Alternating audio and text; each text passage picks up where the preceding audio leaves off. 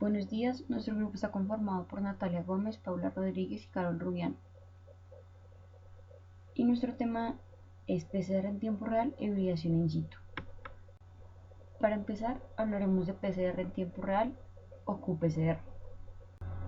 Esta es una técnica que, además de detectar y amplificar secuencias de ADN, permite la cuantificación mediante fluorescencia.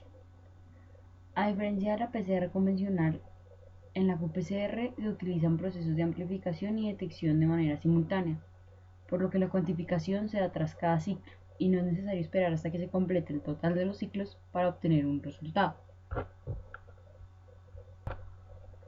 Para realizar una PCR en tiempo real se necesitan los siguientes componentes. Primero, un molde de DNA para amplificar, una Taq polimerasa que genere una copia de DNA a partir del DNA molde, primers para que se inicie la copia de DNA y DNTPs para que sean incorporados por la Taq polimerasa en el extremo 3' libre de la doble cadena de DNA. También es necesario agregar una solución amortiguadora o buffer para mantener el pH y cloruro de magnesio como cofactor necesario para la actividad enzimática de la DNA polimerasa. Como componente principal de la PCR en tiempo real se utilizan los fluorocromos, entre los que están el bromuro de tidio, que se intercala al DNA, y el Salvage Green, que se une al surco menor del DNA bicatenario. Este último es más utilizado porque no causa mutaciones en quien lo usa.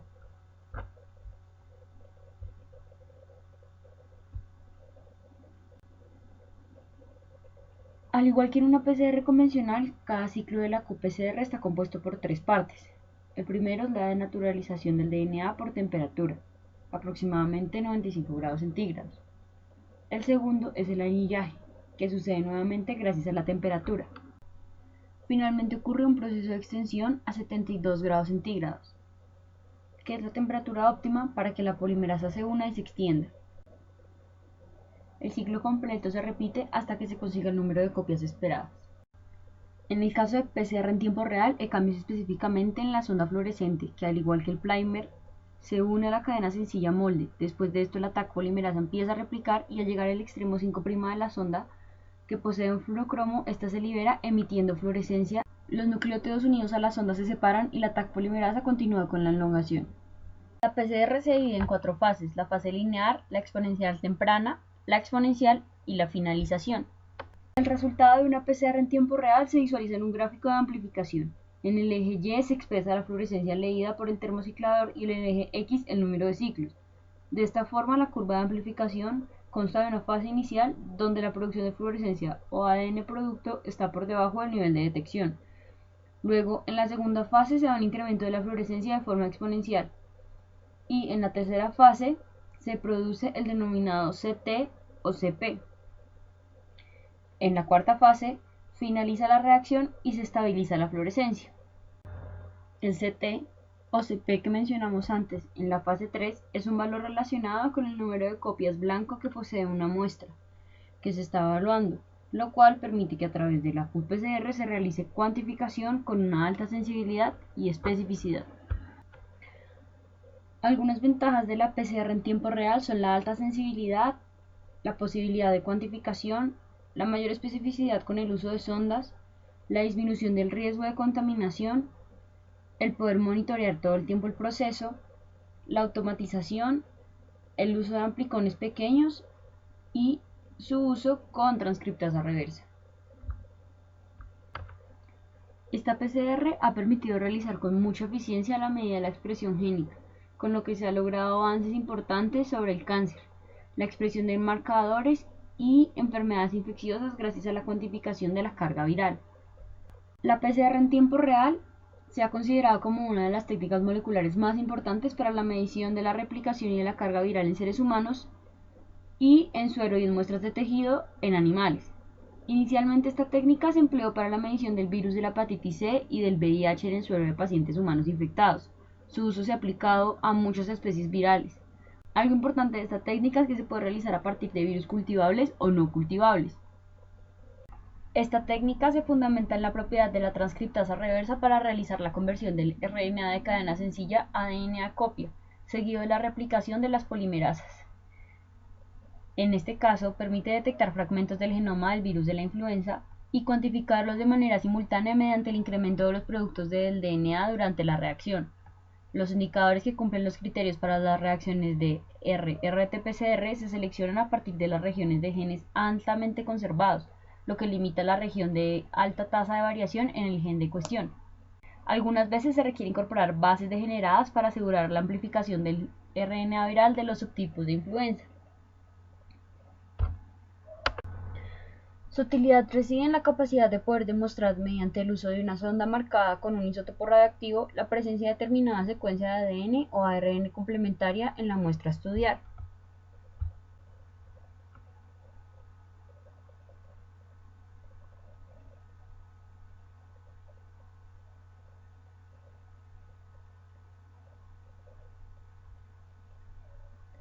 En caso de estar presente la secuencia buscada en la muestra, ocurre la hibridación o unión de una sonda marcada y esta visualización de resultados puede realizarse por marcaje con fluorescencia o con sustratos cromogénicos. Aunque la lectura puede realizarse por medios isotópicos, enzimáticos o con fluorescencia, al usar sustratos cromogénicos se tiene la ventaja de realizar la lectura mediante microscopio de campo claro y se puede almacenar la muestra casi indefinidamente.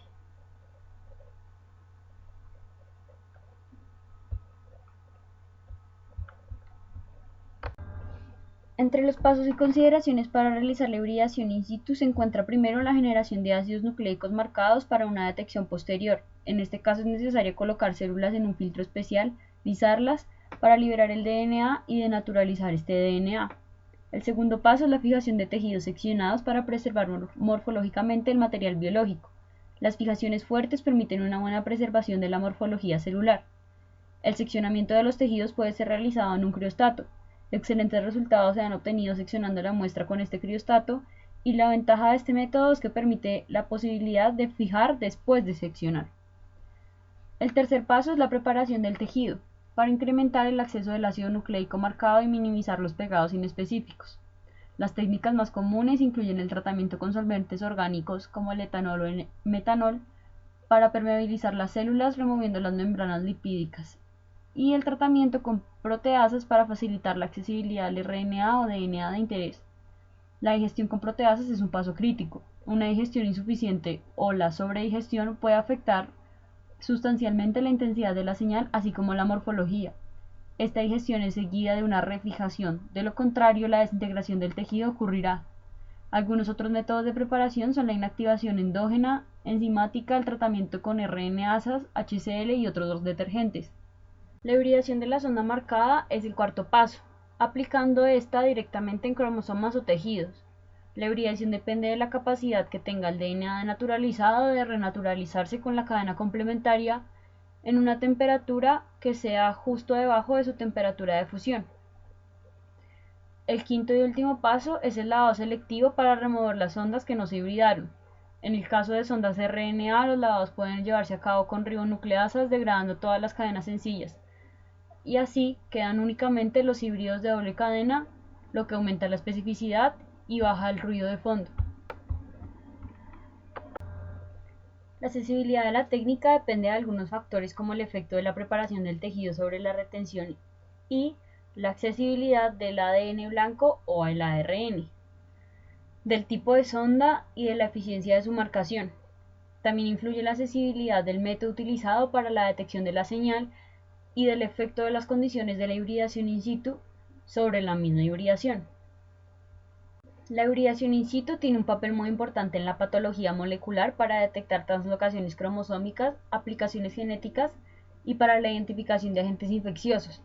En virología se ha empleado para la detección y tipificación de especies víricas como Epstein-Barr y citomegalovirus, en ocasiones íntimamente relacionados con patologías tumoral y por lo tanto de gran utilidad en el diagnóstico precoz de neoplasias como el caso del papiloma humano. El virus del papiloma humano es el virus más frecuente y está asociado con el cáncer cervicouterino. Se conocen diferentes tipos virales con mayor frecuencia en el epitelio cervical, los cuales difieren de su capacidad oncogénica, y es por esto que se realiza hibridación in situ para identificar los genotipos más frecuentes en infección cervical. para identificar el tipo viral que se encuentra infectando las células del epitelio cervical y ubicar en qué región del tejido y en qué tipo celular se encuentra el ADN viral. Esto fue todo, muchas gracias.